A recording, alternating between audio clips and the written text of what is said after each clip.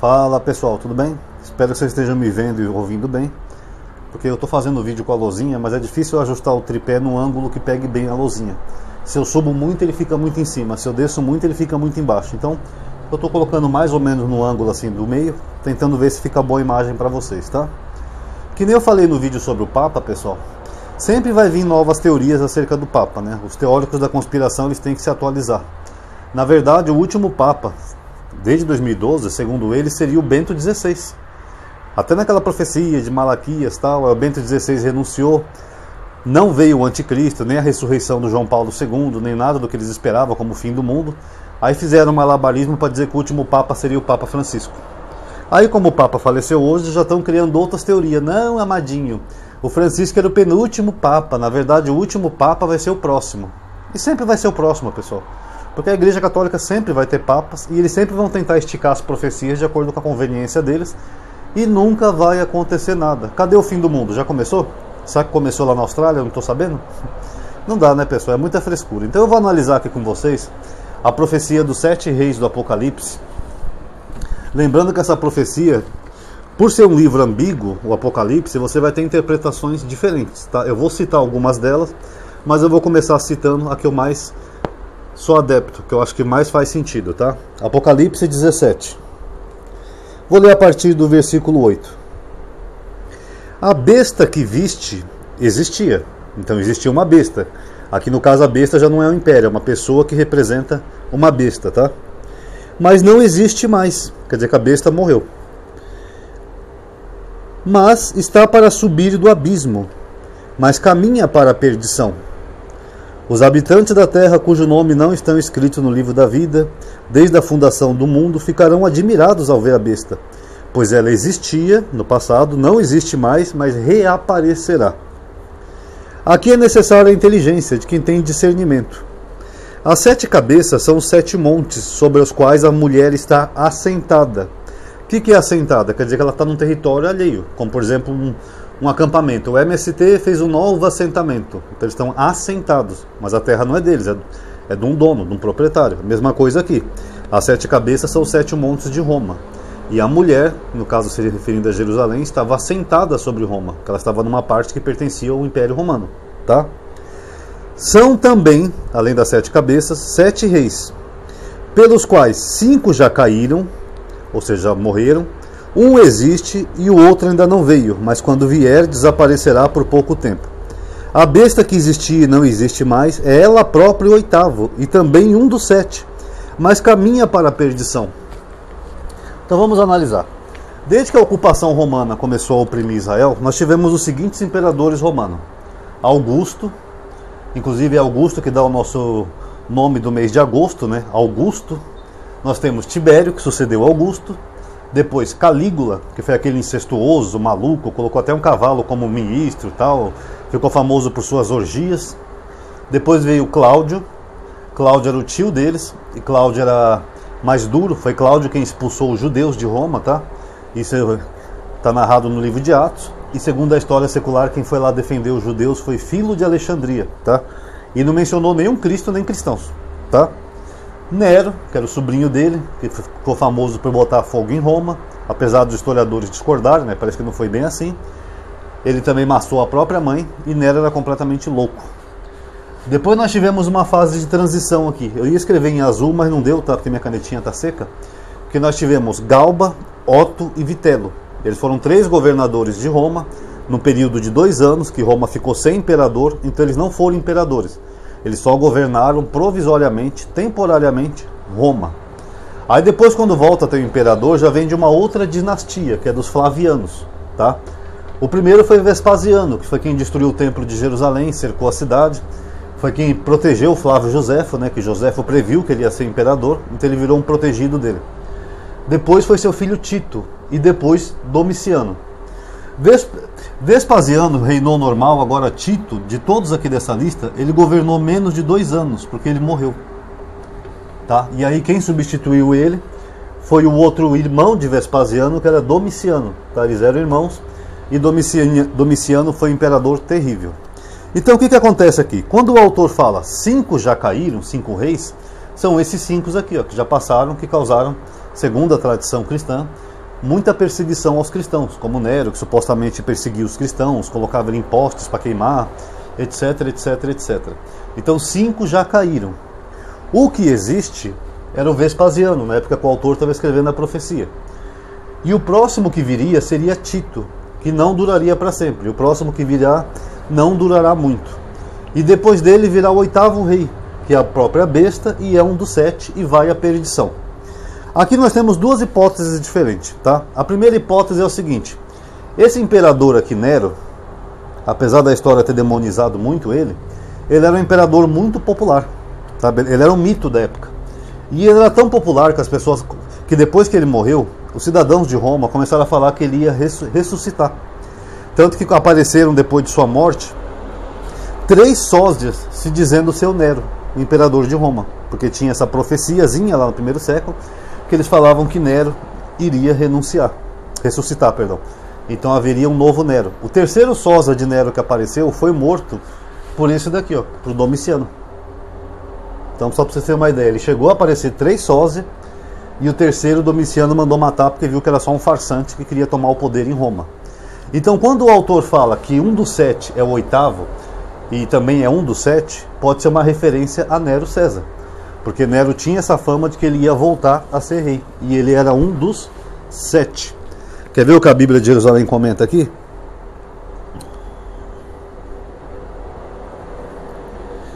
Ó, as 7 cabeças são as 7 colinas de Roma, lá do versículo 9 que nós lemos. E os 10 chifres são reis vassalos, que se revoltam contra o jugo do império. A besta representa o imperador, sem dúvida. Nero, que segundo crença popular, recobraria a vida e o poder antes da vinda do Cordeiro.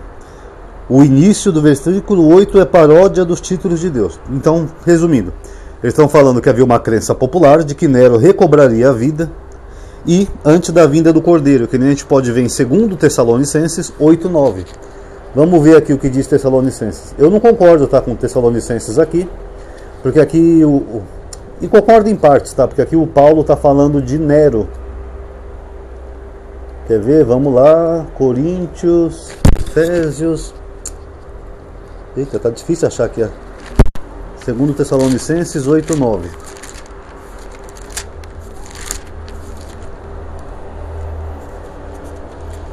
Aqui eu estou em 2 Timóteo, só um minutinho, pessoal. 2 Tessalonicenses. Também não é 8 e 9.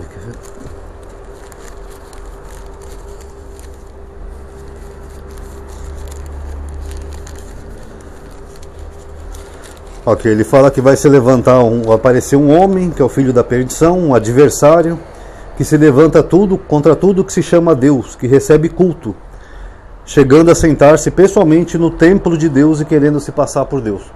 Quem joga isso aqui para o futuro, eu pergunto, tem um templo de Deus hoje em dia na Terra? Tem o templo de Salomão?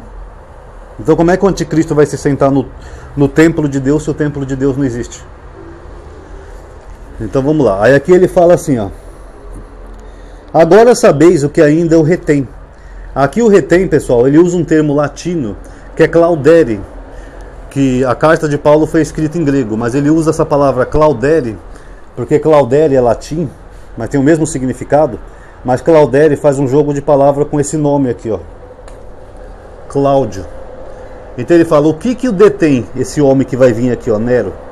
O que o detém? É Cláudio, que Cláudio ainda era imperador, e Nero já estava conspirando para matar Cláudio, junto com a mãe dele, para poder tomar o poder. Era assim o mundo romano. Pois o ministério da impiedade já age. Só é necessário que seja afastado aquele que ainda o retém, Cláudio. Então aparecerá o ímpio, aquele que o Senhor destruirá com o sopro de sua boca e o suprirá pela manifestação de sua vinda. Aqui ímpio, na verdade, é iníquo, que é um homem sem lei ou contra a lei. Engraçado que os cristãos temem tanto esse homem iníquo, né, contra a lei, mas os cristãos mesmo não seguem a lei. Então é engraçado, né, se vier o anticristo, eles são os primeiros a aceitar. Então, como nós vimos, Tessalonicenses faz uma referência a Nero, que ele viria, mas não uma segunda vinda, uma primeira vinda de Nero. Então, provavelmente, o autor de Apocalipse está se referindo ao retorno de Nero, que Nero voltaria à vida e seria quem ia perseguir cruelmente os cristãos até que o Senhor Jesus acabasse com ele. Agora, essa é a primeira hipótese. A segunda hipótese, que é o oitavo rei, seja o próprio Domiciano. Porque nós sabemos, através de dois pais da igreja, que estavam mais próximos dos acontecimentos, eu não lembro se é Tertuliano e Orígenes, tá? Mas eu estou citando aqui por alto, que eu estou fazendo vídeo de cabeça. Mas eles falaram que Domiciano, ele era conhecido pelos cristãos como um novo Nero, devido às suas maldades e semelhanças com Nero na perseguição aos cristãos. Então Domiciano seria essa oitava besta e seria um dos 7, porque ele seria um Nero, só que um novo Nero que perseguiu os cristãos. Segundo a história, foi Domiciano que concluiu lá o anfiteatro lá de Roma, o Coliseu, que depois foi usado para perseguir cristãos, onde eles colocavam cristãos lá para serem mortos por leões, essas coisas. Domiciano também ele intensificou o culto imperial romano, que era aquele culto que todo mundo tinha que cultuar os deuses romanos, senão não poderia negociar com Roma, não ia ter privilégio nenhum. Então vários povos que rejeitavam negociar com Roma, por causa do culto imperial, não podiam nem comprar nem vender, que é o que diz ali o Apocalipse. Aquele que não tiver a marca da besta, que eu já expliquei para vocês que é um culto, não poderá comprar nem vender se não tiver a marca da besta, ou seja, de Roma, de Domiciano, tá? Eu já tenho um vídeo antigo onde eu mostro na história isso daqui para vocês. Então, provavelmente o Domiciano seria o oitavo rei, tá? Esse é a besta do Apocalipse. Não tem nada a ver com Papa, oitavo rei vai ser oitavo Papa, vai ser Francisco, vai ser fulano, não tem nada a ver. Isso é tudo bobagem de gente que pega isso aqui, que é uma coisa de 2000 anos atrás e quer jogar para o futuro. Como se o autor do Apocalipse estivesse prevendo o Vaticano e os papas. Isso é ridículo, tá, pessoal? E para finalizar, tem pessoas que defendem outras teses, tá? Eu até coloquei no meu e-book para ser honesto. Tem gente que acha que esses 7 reis do Apocalipse seriam a dinastia de Herodes. Que Herodes tiveram 7 reis que governaram a região da Judeia. É uma hipótese, mas eu acho menos provável por causa dessa questão da besta, que é um dos 7, que ressurgiria. Eu acho mais provável ter a ver com essa lendinha do Nero e ter a ver com Domiciano, que foi considerado um novo Nero pelos próprios cristãos da época. Então eu acho que tem mais a ver. Mas aí quem quiser especular outras teorias, fique à vontade. Tem uma teoria também, que é uma hipótese, que eles falam que a cabeça ferida de morte foi aquele período vago, né, entre essa dinastia e esse período que ficou sem imperador, onde Roma foi governada por Galba, Otto, Vitello. Também é uma hipótese, mas eu acho mais provável que a cabeça ferida de morte fosse a do próprio Nero, tá? Porque realmente eles acreditavam que Nero iria voltar à vida. Então, seja como for, vocês podem ser livres para tirar suas conclusões. O fato é que não tem nada a ver com os papas atuais, pessoal. Isso é de uma imbecilidade tão grande, achar que João, na ilha de Patmos, estaria prevendo os papas católicos. Sabe, não faz o menor sentido. Eles mesmos admitem a importância da Igreja Católica, né? Porque eles querem colocar a Igreja Católica numa profecia que não tem nada a ver com a Igreja Católica, tá? Nenhuma profecia para tão longo tempo assim de futuro, pessoal. Isso aí não existe. Eu já expliquei aqui no canal, já ensinei que Deus não é burro. Deus não ia mandar uma profecia para milênios no futuro. Anota aí, Isaías. Se esse povo não me obedecer, eu vou levantar daqui a 3.000 anos um anticristo para acabar com esse povo. Peraí, 3.000 anos, senhor? Sim, Isaías, escreve aí, 3.000 anos. Poxa, no que ia adiantar, gente? Seria ridículo, imbecil. É o mesmo que um pai castigar o filho assim: filho, se você não tirar nota boa esse ano, se você reprovar na escola, eu vou castigar o seu tataraneto. Tá? Vou deixar o seu tataraneto de castigo. Adianta alguma coisa? As profecias tinham um objetivo, que era conduzir o povo a retornar a Deus. Então não existe profecia para milênio. Só na cabeça de evangélico que não estuda, com todo respeito aos evangélicos, que eles acham que profecias são para milênios no futuro, gente. Isso aí não existe, tá? Então, finalizando, ó, esse é o oitavo rei, tá? É a besta lá da profecia dos 7 reis. Não tem absolutamente nada a ver com papas, até porque papas, nós já tivemos papas que duraram um pouco. Por exemplo, o Papa João Paulo I, eu acho que é ele, que ele era chamado de o Papa Sorriso. Ele foi papa por pouco tempo. Poucos meses depois que ele assumiu o papado, ele morreu. Nós poderíamos dizer então que ele seria o rei que duraria pouco. E aí, cadê a besta que não veio? Já passou vários papas, João Paulo II, Francisco, Cardeal Ratzinger, cadê? Sempre vai ter, é claro que a Igreja Católica tem papa em toda a sua história. Sempre vai ter um papa ou outro que vai durar menos, por uma coincidência, uma fatalidade, uma doença. Isso é normal, gente. Agora, cadê o próximo que nunca chega esse tal anticristo que eles falam, e o fim do mundo? Cadê Jesus? Ele está se preparando lá já? Olha, o Papa Francisco morreu. Gabriel, pega minhas coisas, eu tenho que me preparar para voltar. Não dá, né, gente? São 2000 anos desse lenga-lenga, dessa ilusão, desses pastores pilantras iludindo os fiéis, gente. Isso aqui é coisa do passado. O Apocalipse é um jornal velho, gente. Ele não é pro futuro. Eu tenho uma playlist inteira aqui do Apocalipse. E mesmo assim, esse pessoal que não estuda fica enchendo a cabeça dos outros, ó, com esse blá, blá, blá, blá, blá. Aí o fiel nasce, vive, morre e não acontece nada. A verdade é essa, tá bom? Então acho que deu para entender. Quem gostou do vídeo, pessoal, já sabe, dá um like aí por gentileza, que ajuda a aumentar a atividade e alcance. Se inscreve no canal e ativa aquele sininho, tá? Que vai ajudar bastante. Comente também o que você achou, que isso é muito importante. E obrigado a todos aí que assistiram. Paz a todos.